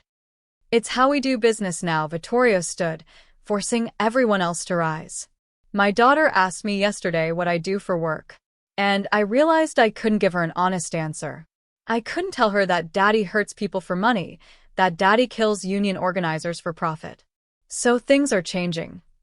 With respect, another lieutenant said carefully, the other families will see this as weakness. They'll think. Let them think what they want. Vittorio's gaze swept the room. Marco thought I was weak because I loved my daughter. Where is he now? Dead in the desert. Meanwhile, I'm here, stronger than ever, with loyal people around me who stay because they choose to, not because they fear a bullet. Anna watched the lieutenants' faces. Some showed understanding, even relief. Others, like Roberto, showed barely concealed contempt. She filed those reactions away for future reference. After the meeting, Roberto cornered Vittorio in the hallway. This is a mistake. The men respect strength, not kindness. You're letting that woman poison your judgment. Anna saved my daughter when my most trusted advisor tried to kill her. Vittorio replied coldly. So, yes, her judgment influences mine. Because hers was right, and Marco's, my friend of 15 years, was murderous treachery. The families will move against you. Let them try. Vittorio stepped closer, and suddenly the old Don was back. Dangerous, lethal, absolute. I've ruled these territories for 20 years through strength. Now I'm adding wisdom to that strength. The families that adapt will prosper. Those that don't will be replaced. Tell me, Roberto, which one will you be? Roberto paled and stepped back. I serve at your pleasure, Don Russo. Good. Then serve. Or leave. Those are your options. That night, Anna found Vittorio in his study, staring at financial reports. Some of them hate the changes, she said. I know. Roberto especially. He looked at you like he was measuring you. Vittorio glanced up, and Anna saw the calculation in his eyes. Roberto has been skimming from the construction accounts for 3 years. I've known for 2. I was waiting to see if he'd confess or if his greed would escalate. And today's outburst tells me he's escalating. He'll see my reforms as weakness and make a move, probably within the month. Maybe he'll try to rally other lieutenants. Maybe he'll reach out to the Calabrese family. Vittorio smiled without humor. Either way, he'll reveal himself completely. And then I'll remove him. Anna felt a chill. You're setting a trap. I'm letting men choose their own fates. Those who adapt, who understand that strength and honor aren't mutually exclusive, will thrive. Those who cling to the old ways, Marco's ways, will fall. He closed the financial report. My daughter is 8 years old. In 10 years, she'll be an adult. I want her to inherit an empire she can be proud of, not just afraid of. That's a good goal, Mr. Russo. Call me Vittorio. You've earned that much. He poured 2 glasses of wine. Tell me something, Anna. When you stole from my vault, what did you think would happen? Honestly, I thought you'd execute me. I made peace with that. And you did it anyway. Isabella deserved to live. That was more important than my life. Vittorio studied her for a long moment. That kind of loyalty, genuine, selfless loyalty, is rarer than diamonds. It's what I need around me now. Not fear. Not obligation. But people who choose to stay because they believe in something worth protecting. Is that what you're building? Something worth protecting? I'm trying. He raised his glass. For her. For the future. For whatever redemption a man like me can claim. They drank in comfortable silence. 2 people from completely different worlds, united by a single truth. Some things mattered more than survival. Honor. Trust. Love. The things Marco had forgotten. The things that would either save the Russo Empire or destroy it. Time would tell which. Roberto Messina made his move 3 weeks later, exactly as Vittorio predicted. It started with whispered conversations in parking lots, encrypted messages on burner phones, and carefully orchestrated meetings at restaurants far from Russo territory. Anna heard about it from Maria, who heard it from her nephew who worked security at one of the shipping warehouses. They're calling it the Council of Tradition, Maria told Anna over morning coffee. 6 of the old lieutenants. They say the Don has lost his edge, that he's being controlled by you. Anna set down her cup carefully. Do they plan to move against him? I don't know the details. But my nephew says shipments have been rerouted. Money's moving through channels that bypass Tony's oversight. They're building something separate from the main organization. Anna found Vittorio in his study, reviewing surveillance reports. He didn't look surprised when she shared the information. Roberto, Vincent De Luca, Paul Santoro, Marcus Chin, the Fratelli brothers, he said, ticking off names. 6 lieutenants who've been with me for over a decade. They're moving product under the Morani flag now, or what's left of it after the Calabrese family carved up most of their territory. You already knew. Since the day after the council meeting. Tony's been tracking their communications, their financial movements, their meetings. Vittorio pulled up a map on his computer showing red dots scattered across 3 states. They're trying to establish an independent operation. When it's successful enough, they'll come to me with an ultimatum. Accept their terms or face a war. What are their terms? Return to the old ways. Remove you from the household. Stop the weakness of treating workers fairly and negotiating with authorities. Vittorio's voice was calm, almost amused. Essentially, they want me to become the man I was before Isabella nearly died. The man who would have let Marco's betrayal happen because I was too blind to see it. Anna sat down processing this. Why haven't you stopped them? Because stopping them too early shows my hand. I need them to commit fully, to invest their resources, to reveal all their connections, to show me exactly who in my organization is loyal and who isn't. He zoomed in on the map. Roberto's been siphoning money from construction. Vincent controls 3 shipping routes. Paul has political connections. Marcus runs our overseas manufacturing. The Fratellis handle enforcement in the Eastern Territories. Together, they represent about 40% of my operation. That's a significant threat. It's a cancer that needs to be removed surgically. Vittorio's eyes met hers. I'm going to let them build their rebellion completely. Let them think they're succeeding. And then I'm going to dismantle it piece by piece without firing a single shot. How? He smiled. The same way I dealt with Marco. Legally, strategically, and absolutely.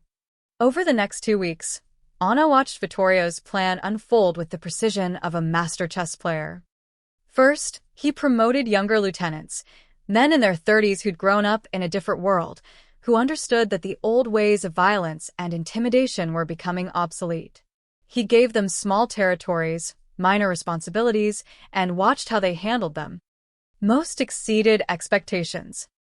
Second, he began legitimizing more of the empire's operations. The construction business became fully licensed and inspected. The shipping route started carrying legal cargo with proper documentation.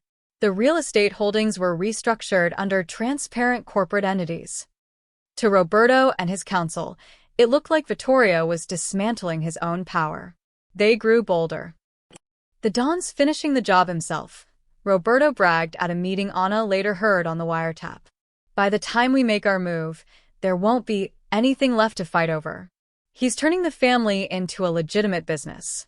Like we're some kind of corporation instead of an organization. What Roberto didn't see was the trap closing around him. Every shipment he rerouted was tracked. Every dollar he moved was documented. Every meeting he held was recorded. Vittorio was building a case, not for execution, but for exposure. The breakthrough came when Marcus Chan made a mistake. He'd been negotiating with a Chinese manufacturing syndicate to produce synthetic opioids, planning to move them through Vincent's shipping routes and distribute them through the Fratelli's territory. It was a massive operation, worth tens of millions, and it was completely illegal. Tony's team intercepted the communications. Everything, contracts, payment schedules, distribution networks, and most importantly, the names of every corrupt official who'd been bribed to look the other way. Vittorio photocopied every document and sent them to 3 people, the FBI, the DEA, and the Calabrese family. Why the Calabrese? Anna asked when she learned about it. Because they have a strict rule against synthetic opioids, they've lost too many of their own people to addiction. They'll see this as a violation of territorial agreements and handle Marcus personally. Vittorio's voice was cold. As for the federal agencies, they've been trying to crack down on synthetic drug manufacturing for years. I'm handing them a complete case with evidence, witnesses, and documentation. They'll move fast. And Roberto? Roberto's construction accounts have been under IRS audit for a week. He doesn't know it yet. Vittorio pulled up financial records showing years of tax evasion, money laundering, and fraud. Anonymous tip from a concerned citizen. The kind of tip federal prosecutors love because it comes with bank records and paper trails. Within 72 hours, the dominoes began to fall.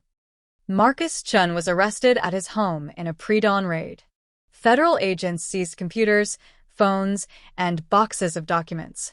The news ran footage of him being led away in handcuffs, his face pale with shock. Vincent DeLuca's shipping containers were searched at the port. Inside, agents found not just illegal goods, but evidence of customs fraud spanning 3 years. His business licenses were revoked, his assets frozen pending investigation. Paul Santoro's political connections evaporated when leaked emails showed him bribing state senators and judges. The politicians he'd bought scrambled to distance themselves, cooperating with investigators to save their own careers. The Fratelli brothers simply disappeared. Word on the street was they'd tried to negotiate with the Calabrese family, offering territory in exchange for protection. The Calabrese sent back their ears with a message: "We don't negotiate with dealers who poison neighborhoods." And Roberto Messina received notice that the IRS was freezing all his accounts pending a full audit of 15 years of tax returns. His lawyers told him he was facing 20 to 30 years in federal prison for tax evasion, money laundering, and racketeering. Not one of them was killed. Not one drop of blood was spilled.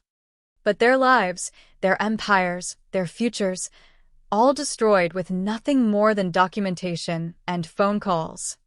The remaining lieutenants got the message loud and clear. At the next council meeting, only 4 of the original 8 lieutenants remained. The others had been replaced by younger men who looked at Vittorio with something between awe and terror.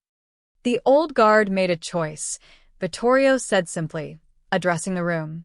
They chose greed over loyalty, independence over family, the past over the future. Now they're gone. Not because I killed them, but because their own actions destroyed them. That's the new rule. I don't punish disloyalty with bullets. I punish it with consequences. He let that sink in before continuing. Some of you are wondering if you're next. If you've made mistakes that will catch up with you. Here's my answer. If you made mistakes in the old ways, under the old system, you have 30 days to confess and make restitution. Come clean, fix what you broke, and you'll continue in your position. But if you hide it, if you wait for me to find it, you'll end up like Roberto, bankrupt, imprisoned, and forgotten. The room was silent. This organization is changing, Vittorio said. We're becoming something stronger, something sustainable, something that won't crumble the moment a traitor sees an opportunity. Those who can adapt will thrive. Those who can't will be replaced. It's that simple. After the meeting, one of the young lieutenants, a man named David Torres who ran the southern shipping routes, approached Vittorio privately. Don Russo, I need to confess something. Vittorio gestured for him to continue. I've been taking a percentage off the top of fuel costs. Only 2%, but over 3 years, it's about $40,000. I justified it as compensation for the risk I take running those routes. But after seeing what happened to the others, David's voice shook. I don't want to end up like them. I'll pay it back, every cent, whatever you want me to do. Vittorio studied him for a long moment. You ran those routes safely, for 3 years. Never lost a shipment, never had a customs problem, built good relationships with the dock workers. Yes. Yes, sir. And you're confessing without being caught, without being investigated, because you want to do right by the organization. Yes, sir. Pay back the $40,000 over the next year. Consider it a loan you're repaying. And David? Vittorio's voice softened slightly. Thank you for your honesty. That's what I need now. Not perfection, but integrity. David left looking relieved, and Anna understood what Vittorio was doing. He wasn't just removing traitors. He was rebuilding the organization's culture from the ground up. Fear was being replaced by accountability. Violence was being replaced by consequence. The old way was dying, and something new, something potentially more powerful, was being born. Will it work? Anna asked later that evening. Vittorio looked out over his estate, where lights twinkled in the twilight. I don't know, but it's what Isabella needs to inherit. Not a criminal empire built on terror, but a legitimate organization built on respect. If it works, she'll have choices I never did. And if it doesn't, he shrugged. At least I tried to give her something better.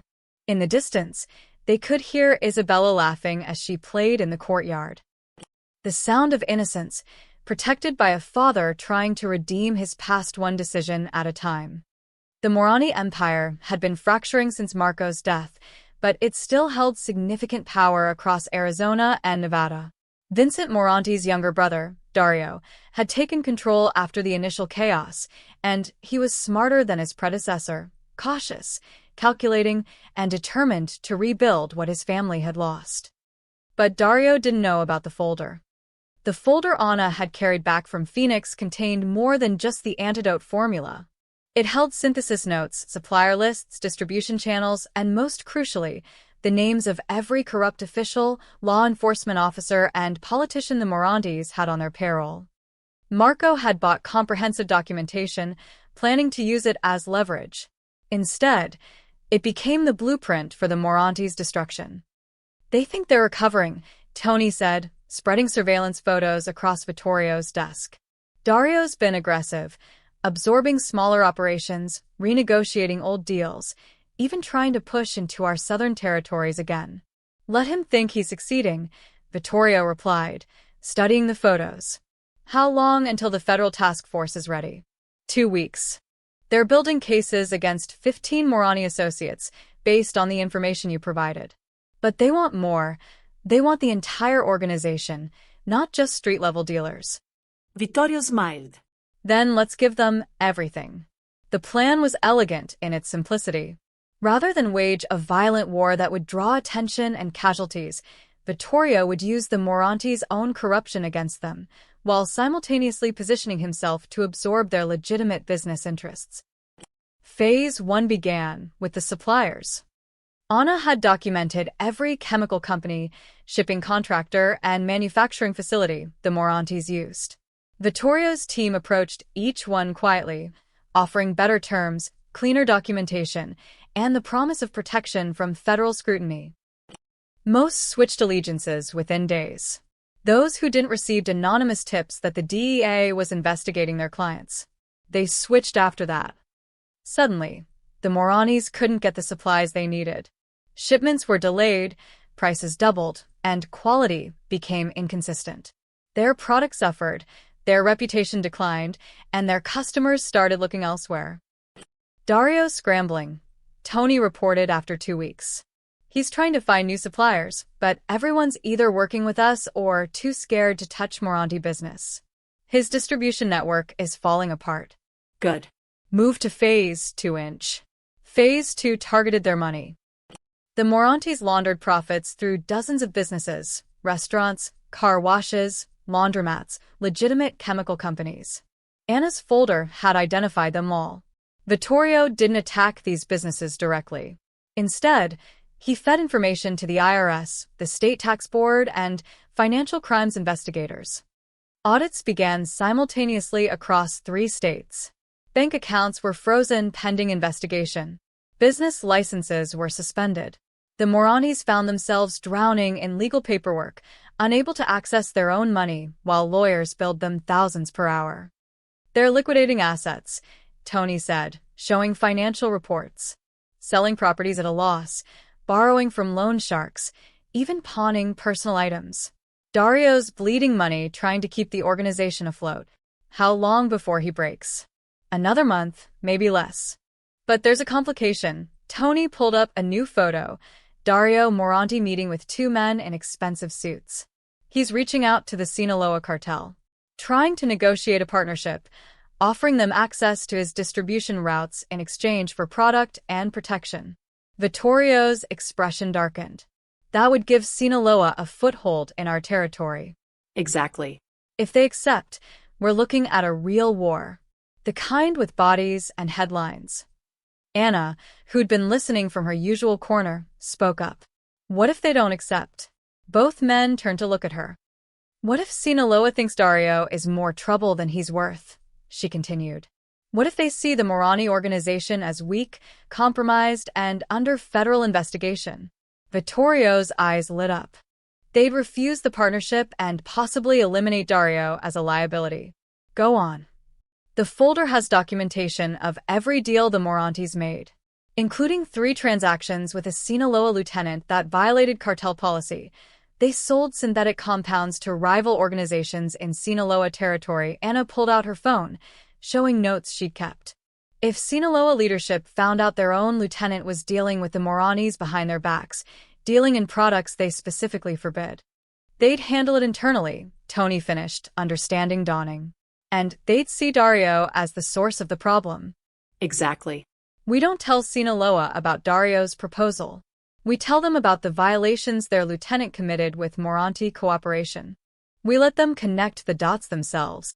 Vittorio laughed, genuine, appreciative lauter. You're learning. Tony, make it happen. Anonymous package to Sinaloa leadership. Documentation, evidence, dates, everything. Let them clean their own house. Phase 3 was the most delicate, law enforcement. The federal task force had been building cases against the Moranis for months, but they lacked the final pieces, the connections between street-level dealers and family leadership, the proof that Dario personally ordered illegal activities.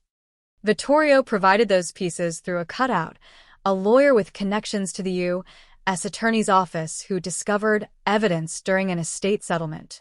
Phone records, financial transfers, shipping manifests, all pointing directly to Dario Morani. The indictments will be ready in 3 weeks, Tony reported. Racketeering, drug trafficking, money laundering, murder conspiracy. They're charging 43 people, including Dario and most of his inner circle. 3 weeks is too long. Dario might run. They're watching him. The moment he tries to leave the country, they'll move early. But Dario never got the chance. 2 days later, the Sinaloa cartel's response arrived in the form of a news report. 3 bodies found in burned-out warehouse in Phoenix. Sources identify victims as known associates of the Moranti criminal organization. Investigation ongoing. One of the bodies was the Sinaloa lieutenant who'd made unauthorized deals. Another was Dario Moranti's cousin and chief enforcer. The third was a message. A low-level Morani dealer left alive long enough to spread word that Sinaloa was done with the Morani family. Dario went into hiding immediately, but it didn't matter. The infrastructure was already gone. When federal agents finally raided Morani properties 3 weeks later, they found abandoned offices, empty warehouses, and burned documents. The few associates they arrested flipped immediately, offering testimony in exchange for reduced sentences. The Moranti Empire, which had controlled criminal operations across 2 states for 15 years, collapsed in less than 2 months. It's over, Tony said, watching news coverage of the raids. The Morantis are finished. Dario's probably in Mexico or dead in a ditch somewhere. Either way, their territory is open. Not open, Vittorio corrected. Administered. We're not absorbing their criminal operations, we're legitimizing their business interests. The chemical supply companies, the shipping routes, the real estate holdings. All purchased through proper legal channels at bankruptcy auction prices. Anna reviewed the acquisition documents, impressed despite herself. Vittorio was buying legitimate businesses that the Moranis had used as fronts, stripping away the criminal elements and integrating them into his increasingly legal empire. The other families will notice, Tony warned. They'll see that you destroyed a rival without firing a shot and absorbed their assets legally. Some will admire it. Others will fear it. Good. Fear and admiration are useful tools when applied correctly. Vittorio signed the final purchase agreement. The Moranis fell because they refused to evolve. They clung to violence and intimidation while the world changed around them. We're not making that mistake. Over the following weeks, news of the Moranti collapse spread through the criminal underworld like wildfire. The story took on mythical proportions. How Don Vittorio Russo had destroyed a rival empire without violence, using only information, strategy, and patience. Some families sent congratulations. Others sent subtle threats. A few reached out to negotiate new territorial agreements, recognizing that the balance of power had shifted dramatically. But the most significant response came from Chicago, from the Commission, the loose confederation of family bosses who maintained order among the major criminal organizations. They invited Vittorio to a summit. "They want to understand what happened," Tony said, reading the formal invitation. "And probably warn you not to do it again. The other bosses are nervous. You've shown them that their organizations are vulnerable in ways they never considered." Vittorio studied the invitation. "When?" "2 weeks. Chicago. All the major families will be there." "I'll go." "But not alone," Vittorio looked at Anna. "You're coming with me." Anna's eyes widened. "Sir, I'm not. You're the architect of this strategy. You identified the Morani weakness, suggested the Sinaloa approach, and helped document everything. The Commission should hear from you directly." He smiled slightly. "Besides, it's time the old bosses met the woman who outsmarted Marco Bianchi and dismantled the Morantes. Let them see what the new world looks like." Tony grinned. "They're going to lose their minds when you walk in with her." "Good," Vittorio said. "Fear and admiration, Tony. Fear and admiration." In the courtyard, Isabella was practicing piano, the notes drifting through the open windows. Somewhere in the desert, the Morani Empire was being bulldozed and paved over. And in Chicago, old men in dark rooms were beginning to realize that the rules had changed. The question was whether they'd adapt or follow the Morantes into oblivion. Vittorio Russo was betting on the latter. And so far, he hadn't lost a bet. The Commission meeting took place in a private room at a historic Chicago steakhouse, the kind of establishment where deals had been made and fates decided for generations. 8 family bosses sat around a circular table, their faces ranging from curious to openly hostile. Vittorio entered with Anna at his side, and Tony one step behind. The effect was immediate. Conversations stopped mid-sentence, eyes widened, and the oldest boss, Giovanni Calabrese, actually laughed. "Vittorio, you bring a woman to commission business? Have you lost your mind along with your consigliera?" "This woman saved my daughter's life and helped dismantle the Morani organization," Vittorio replied calmly, pulling out a chair for Anna. "She has more strategic insight than most men in this room. She stays." The bosses exchanged glances. Some looked offended. Others looked intrigued. "Let's get to business," said Richard Chen, who ran operations in San Francisco. "You destroyed the Morantes without our approval, without territorial consultation, and without traditional methods. You've upset the balance." "The Moranis tried to kill my daughter," Vittorio said flatly. "They supplied the poison through Marco Bianchi. I responded appropriately. By sicking the feds on them? By turning their own suppliers against them?" Vincent Calabrese, Giovanni's son, leaned forward. "You weaponized law enforcement, Vittorio. That's not how we operate. That's a line we don't cross." "I crossed no line. I simply provided information about criminal activity to the appropriate authorities. What they chose to do with that information was their business." Vittorio's voice remained calm. "Or would you prefer I started a war? Bodies in the streets? Federal attention on all of us."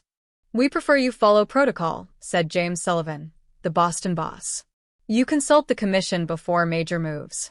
You don't unilaterally destroy organizations that have stood for decades." Anna spoke up, her voice clear and steady. "The Morantes poisoned an 8-year-old child. What protocol covers that?" The room went silent. Several bosses shifted uncomfortably. "The Moranis didn't know she was a child," Richard Chen said carefully. "Marco Bianchi lied to them. Said it was a rival boss. When they found out the truth, they still supplied the poison," Anna interrupted. "They still created a compound designed to kill slowly and painfully. They still profited from attempted murder. Mr. Russo gave them every opportunity to cooperate, to make amends. They chose to rebuild their operation and push into his territory instead. So he removed them. Completely. Efficiently. Without starting a war that would have drawn attention to all of you." Giovanni Calabrese studied Anna with sharp eyes. You speak boldly for someone who was a maid 6 months ago. I speak truthfully, Mr. Calabrese. Something Marco Bianchi stopped doing years ago, and look where it got him. Dead in a desert because he betrayed the man he swore to serve.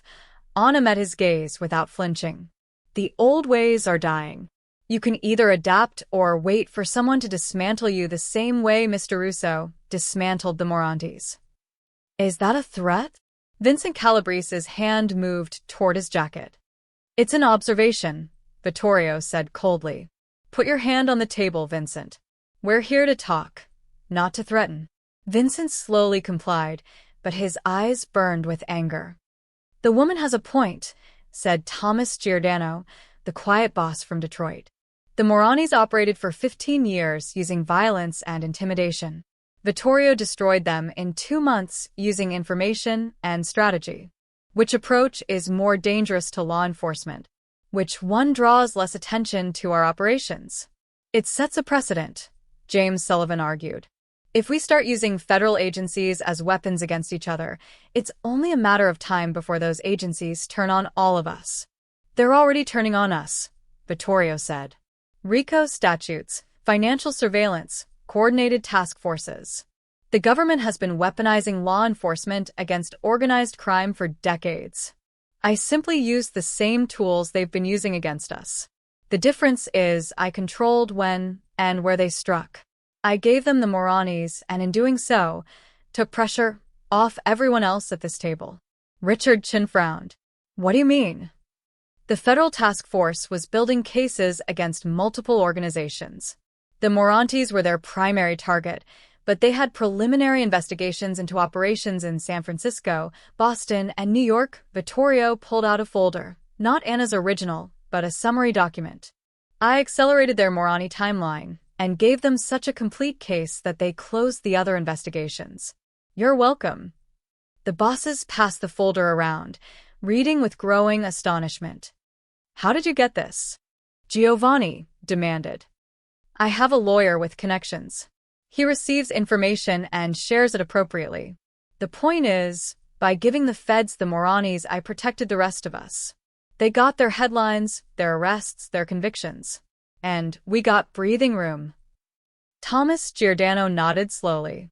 So, this wasn't just about revenge for your daughter. It was strategic positioning. Everything is strategic, Vittorio replied. My daughter's safety is paramount, yes. But protecting this organization, these territories, and by extension the stability of our entire network? That's equally important. The Morantes were a threat to all of that. They had to go. The room fell into contemplative silence. Finally, Giovanni Calabrese spoke. You've made your point, Vittorio. The Moranti situation is acceptable. But understand this. You don't make unilateral decisions of this magnitude again without consulting the Commission. And you certainly don't weaponize federal agencies without our knowledge. Are we clear? Crystal clear, Vittorio said. As long as you understand that if someone tries to harm my family again, I will respond with whatever tools are necessary. With or without permission. The threat hung in the air, unmistakable and absolute. Your daughter, Giovanni said after a moment. How is she? Fully recovered. Back in school, happy, healthy. Thanks to Anna. Giovanni's eyes shifted to Anna, reassessing. You're Honduran? Yes, sir. And you stole 2 million euros from the Don's vault, negotiated with the Moranis, and brought back an antidote that saved his daughter's life. Yes, sir. Then you went on to help dismantle an entire criminal organization using strategy and information rather than violence. I provided suggestions. Mr. Russo executed the plan. Giovanni laughed, a real, genuine laugh that transformed his lined face. Vittorio, you magnificent bastard. You found someone who thinks like you, but isn't afraid to tell you the truth. That's rarer than gold. I know, Vittorio said simply. The families will talk, Vincent warned. They'll say you're soft, controlled by a woman, that you've lost your edge. Let them talk, Vittorio replied. While they talk, I'll keep building an empire that can withstand federal scrutiny, that generates legitimate wealth, that protects its people without unnecessary violence. And when they're ready to evolve, I'll be here to show them how. The commission meeting ended with grudging acceptance. No votes were taken. That wasn't how it worked, but the message was clear. Vittorio Russo had crossed lines, but he'd done so effectively enough that the other families would tolerate it. For now. As they left the restaurant, Anna felt the weight of what had just happened. She'd spoken directly to the most powerful criminals in America. She'd challenged them, corrected them, and somehow walked out alive. "You did well," Vittorio said as their car pulled away. "Better than most men I've brought to commission meetings. They were testing me, testing us. And we passed." He looked out at the Chicago skyline. "Word will spread." Don Russo defeated his rivals without firing a shot. Don Russo destroyed the Morantes with nothing but information and strategy. Don Russo brought a woman to the commission, and she faced down bosses twice her age. Is that good or bad? It's power, Tony said from the front seat. The right kind. The kind based on respect and fear, not just fear alone. Anna thought about that. 6 months ago, she'd been invisible, a maid cleaning floors and serving pasta. Now she sat in cars with mafia bosses, strategized the downfall of criminal empires, and spoke at meetings that decided the fate of territories and lives. She still wasn't sure if that made her lucky or damned. But as they drove through Chicago's streets, heading back to the airport where Isabella waited on a video call asking when they'd be home, Anna realized something important. She'd found a purpose. Not just survival, but something worth fighting for. A little girl who deserved better than the world she'd been born into. A man trying to redeem a lifetime of violence by building something more sustainable. A future where strength came from wisdom rather than just brutality. It wasn't the life she'd imagined when she crossed the border with nothing but hope. It was better. And infinitely more dangerous. 6 months after the commission meeting, the Russo estate had transformed in ways both visible and invisible. The visible changes were subtle, but significant. The security team now wore suits instead of tactical gear. The guards smiled at visitors instead of glaring. The mansion hosted charity fundraisers for children's hospitals and education initiatives. To outsiders, the Russo family looked like wealthy philanthropists, not a criminal empire in transition. The invisible changes ran deeper. In the former wine cellar where Anna had once awaited execution, Vittorio had built a legitimate business operations center. Young professionals, accountants, lawyers, compliance officers, worked at clean desks with proper computers, managing the increasingly legal side of Russo enterprises. Construction, real estate, energy, Shipping. all legitimate now, or becoming so. Anna walked through the operations center one morning, reviewing quarterly reports. Her title was officially Chief Financial Officer of Russo Holdings LLC, though some of the old guard still called her that maid who saved the little girl. She didn't mind. It kept her humble. The downtown project is 3 weeks ahead of schedule, reported David Torres, who'd confessed his theft months ago and proven himself invaluable since. Union relations are excellent. We're actually getting positive press for our safety record and worker treatment. That's because we're actually treating them well, Anna said, signing off on bonus payments for the construction crews. Novel concept. David grinned. The other developers hate us. We're making them look bad. Good. Competition drives improvement. Anna moved to the next report. What about the energy contracts? Signed. We're now the primary supplier for 3 school districts and 2 hospitals. All above board, all properly bid, all profitable, David hesitated. Some of the old lieutenants are grumbling. They say we're making less money than we used to. We're making cleaner money. That's worth more in the long run. Anna looked up. Any specific complaints I should know about? Just the usual. Things were better in the old days, the dawn's gone soft, that kind of talk. Let me know if it escalates beyond talk. Upstairs, Vittorio was having breakfast with Isabella, now 9 years old and thriving. The girl had grown 3 inches, lost 2 teeth, and developed an obsession with marine biology. Daddy, did you know octopuses have 3 hearts? 3.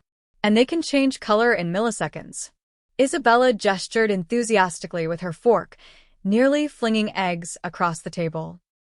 I did not know that, Vittorio said, catching her hand gently. But I do know that food stays on the plate, not on the floor. Sorry, Isabella grinned, utterly unrepentant. Can we go to the aquarium this weekend? Please? Anna said she'd come if you said yes. Did Anna now? Vittorio looked at Anna, who just entered with morning reports. Conspiring with my daughter against me?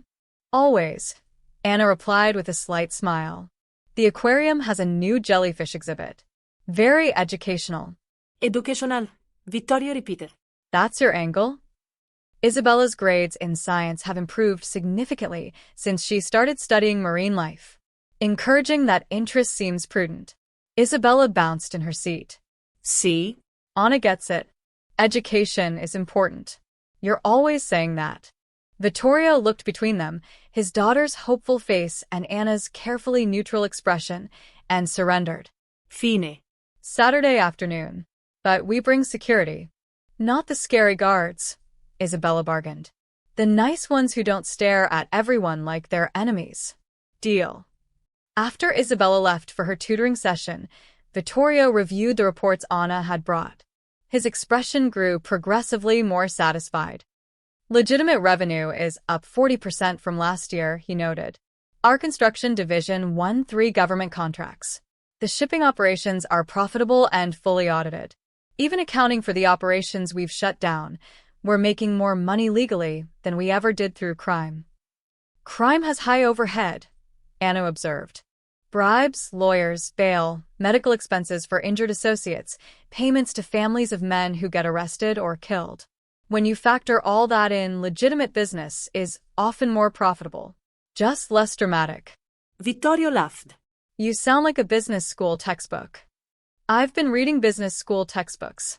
Someone has to understand modern corporate finance if we're going to keep this transition working. She pulled out another document. Speaking of which, 3 younger lieutenants have asked about profit-sharing programs and retirement plans. Retirement plans? For our people? Why not? Legitimate businesses offer them.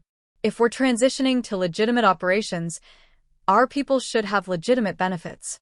It builds loyalty. People who know they have a secure future are less likely to steal or betray. Vittorio considered this. Marco never asked about retirement. He only cared about immediate power. Marco thought short-term. We're building long-term. Anna sat down across from him. Your daughter will be an adult in 9 years. What do you want her to inherit? A criminal empire constantly under threat, or a legitimate business empire that can last generations? You know the answer to that. Then we keep moving forward. Yes, some of the old guard complains. Yes, we're making enemies among families that refuse to evolve. But we're also building something sustainable. Something Isabella can be proud of. Vittorio nodded slowly. What about you, Anna? What do you want from all this? The question caught her off guard. Sir, you've gone from maid to CFO in 6 months. You've helped restructure an empire, face down the commission, and become essential to this family's future. What's your endgame? What do you want? Anna thought carefully before answering. I want Isabella to go to college without fear. I want her to choose any career she wants without being haunted by her father's past. I want her to introduce herself as Isabella Russo without people immediately thinking, Mafia princess, that's what I want. And for yourself. To know I helped make that possible, Anna's voice was quiet but firm. I didn't have choices growing up. My family fled violence. My mother died because we couldn't afford healthcare. My father was killed for being in the wrong place at the wrong time. I survived by being invisible, by accepting whatever scraps life offered. But Isabella? She deserves every choice in the world. If I can help give her that, then my life means something. Vittorio studied her for a long moment. You're a remarkable woman, Anna Morales. I'm a practical woman who got lucky. No. Luck is winning a lottery. What you did, Seeing through Marco, saving Isabella, helping rebuild this organization. That's not luck. That's character. He stood, walking to the window that overlooked the estate. I've been thinking about succession planning. Anna's heart skipped. Sir? Not immediately. I'm not dying, not retiring yet. But eventually, this empire will need new leadership. Tony's excellent as consigliere, but he's not built to be the Don. He knows it, I know it. The younger lieutenants are capable but inexperienced. And Isabella, he trailed off. Isabella should have choices, Anna said firmly. Not obligations. Exactly. Which is why I'm establishing a trust structure. Professional managers will run the legitimate businesses. A board of directors will make major decisions. Isabella will have ownership but not operational responsibility unless she chooses it. And that board, he turned to face her. I want you to chair it. Anna's mouth went dry. You want me to run your empire? I want you to steward it, to guide it, to ensure that when I'm gone, everything we've built continues. Vittorio's voice was serious. You're not Italian. You're not from this world. You have no family connections or traditional power base. But you have something more valuable. You see clearly. You make decisions based on what's right, not what's traditional. And most importantly, you care about Isabella's future as much as I do. The families would never accept. The families are already accepting it. You sit in meetings. You make recommendations. You've proven yourself more capable than most men who've been in this life for decades. He moved closer. I'm not asking you to become a mob boss, Anna. I'm asking you to be what you already are, a guardian. Someone who protects what matters. Anna felt the weight of what he was offering. Not just power, but responsibility. Not just position, but purpose. I need time to think about this, she said finally. Take all the time you need. But know this. Whether you accept or not, you're already family. That doesn't change. That evening, Anna found herself in the courtyard where Isabella often played. The girl was there now, reading a book about dolphins, her face peaceful in the fading sunlight. Maria joined her, carrying 2 cups of tea. She looks happy. She's happy, Anna agreed. That's all that matters. The Don told me about his succession plans. About the board he's creating. Maria sipped her tea. About your role in it. Word travels fast. Always does in this house, Maria smiled. You know, when you first arrived, I thought you were just another girl running from something. We get a lot of those desperate women looking for any job, any stability. Most don't last 6 months. I almost didn't last 6 days. But you did. And you became something none of us expected. Maria's voice grew warm. You became the heart this family needed. Not just saving Isabella's life, though that would be enough, but reminding all of us, the Don included, that there's more to life than power and fear. There's loyalty. Love. Purpose. Anna felt tears threatening. I just did what anyone would do. No, mija. You did what almost no one would do. You risked everything for a child who wasn't yours. And in doing so, you saved more than just her life. You saved this whole family from destroying itself. Maria squeezed her hand. Whatever you decide about the Don's offer, know that you've already changed everything. This place, these people, we're better because you're here. In the courtyard, Isabella looked up and waved. Anna. Come read with me. This book says dolphins have their own language. Maybe we could learn it. Anna waved back, smiling despite the tears in her eyes. She'd crossed a border with nothing but hope, survived by being invisible, and somehow ended up here. Valued, trusted, essential. Not bad for a maid from Honduras. Not bad at all. The annual gathering of the 5 families took place in a neutral location, a renovated warehouse in Philadelphia that had been swept for surveillance devices 3 times. The commission had evolved into something more formal now, with quarterly meetings and actual agendas. Vittorio arrived with his usual entourage, Tony for security personnel and Anna. The other bosses noticed her immediately. Some nodded in acknowledgement. Others exchanged knowing glances. Giovanni Calabrese actually stood to greet her. Ms. Morales. Good to see you again. Mr. Calabrese. Thank you. I heard about the downtown construction project. Record safety, ahead of schedule, under budget. Impressive, Giovanni's eyes twinkled. You're making the rest of us look bad. Just doing good business, sir. That's precisely the point, he gestured to his seat. Shall we begin? The meeting covered standard territory, disputes, opportunities, federal pressure, changing markets. But toward the end, Richard Chin raised an unexpected topic. Vittorio, there's been talk about succession, about your unconventional approach to leadership transition. Every eye in the room turned to the Russo delegation. Vittorio leaned back calmly. My daughter is 9 years old. Succession planning seems prudent. Indeed.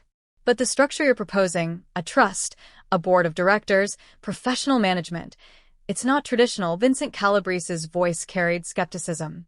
And your choice for board chair raises questions. Ask them, Vittorio said flatly. Vincent's jaw tightened. She's not Italian.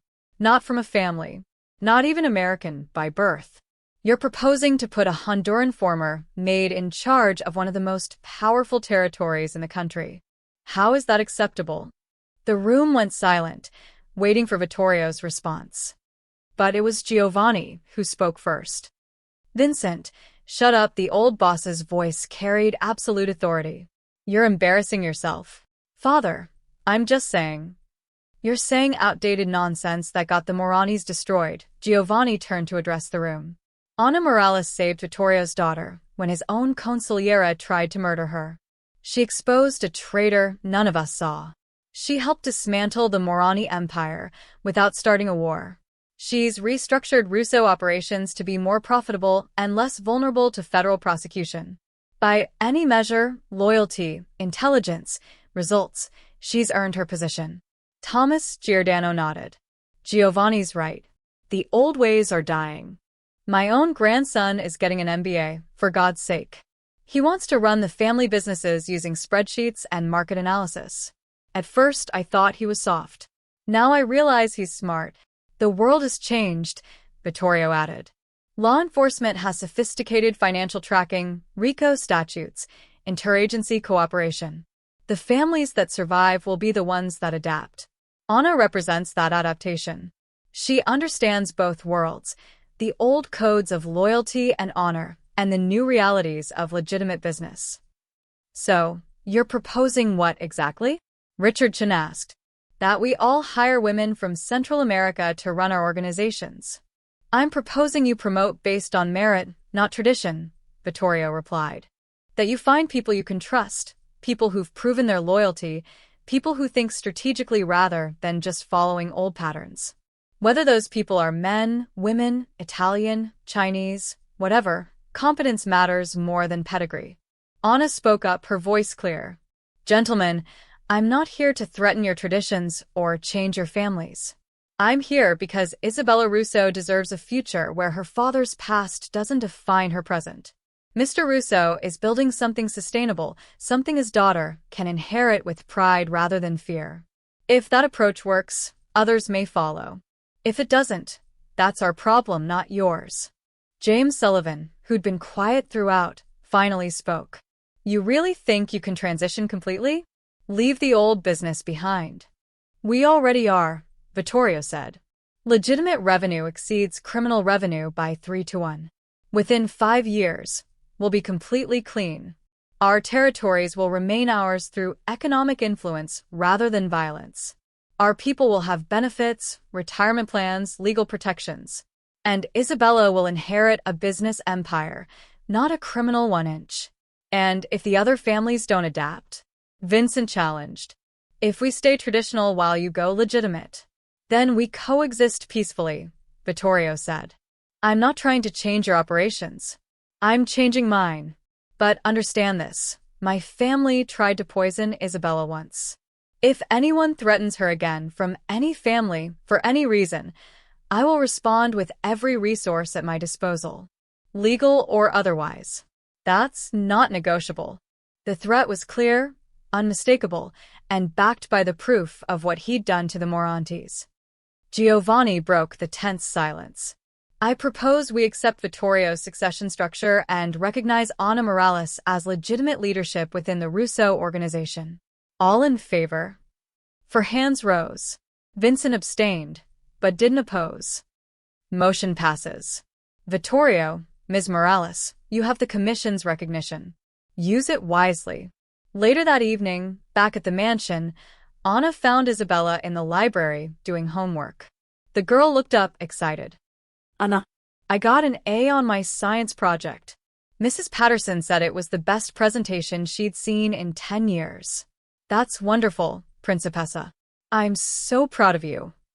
Daddy says when I turn 18, I can decide what to do with the family business. That I don't have to run it if I don't want to. Isabella's face grew serious beyond her years. He says you'll make sure I have choices. Always. Every choice in the world. Good. Because I think I want to be a marine biologist. Or maybe a veterinarian. I haven't decided yet, Isabella grinned. But definitely something with animals. They're easier than people. Anna laughed. They certainly are. That night, Anna stood in the old vault, now converted to a secure records room.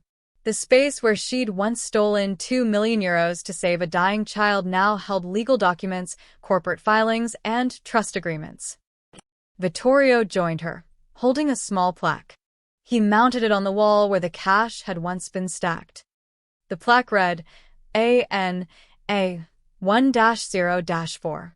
The new vault code, he explained. Anna, October 4th. The day you saved my daughter. The day everything changed. You're making me cry again, Anna said, wiping her eyes. Good tears this time, he smiled. You stole from me once. Now I'm trusting you with everything. My business, my legacy, my daughter's future. That's not a burden I give lightly. I know. I'll honor that trust. You already have. They stood in comfortable silence, two people from completely different worlds who'd found common purpose, protecting a child, building a future, proving that loyalty mattered more than bloodline. Upstairs, Isabella's laughter echoed through the halls as she played with the estate dogs. The sound of innocence, preserved by a father's love and a maid's courage. The Russo Empire had been built on fear and violence, but it would be sustained by something stronger.